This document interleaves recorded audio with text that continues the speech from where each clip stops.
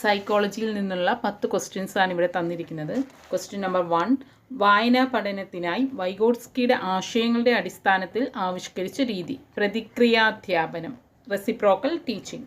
2, കുട്ടികളിൽ ഉണ്ടാകുന്ന അവിചാരിതമായ പ്രതികരണങ്ങളും സവിശേഷ സംഭവങ്ങളും രേഖപ്പെടുത്തി വയ്ക്കുന്ന റെക്കോർഡ്, ഉപാഖ്യാന രേഖ, അനക്ഡോട്ടൽ റെക്കോർഡ്. 3, പ്രതിഭാധനനായ കുട്ടിക്ക് നിർദ്ദേശിച്ചിട്ടില്ലാത്തത് ഏത്? പരിഹാരബോധനം, റെമഡിയൽ ടീച്ചിങ്. 4, പ്രബലനം എന്ന ആശയം പഠനതത്വങ്ങളോട് ചേർത്തുവെച്ച മനഃശാസ്ത്രജ്ഞൻ BF സ്കിന്നർ. 5, പരിഹാരബോധനത്തിനായി കുട്ടികളുടെ പഠന പ്രശ്നങ്ങൾ കണ്ടെത്താൻ ഉപയോഗിക്കുന്ന ടെസ്റ്റ്, നിദാനശോധകം, ഡയഗ്നോസ്റ്റിക് ടെസ്റ്റ്. 6, കോൾബർഗിൻ്റെ സാൻമാർഗിക വികസന ഘട്ടത്തിൽ ശിക്ഷയും അനുസരണവും ഏത് ഘട്ടത്തിലാണ്?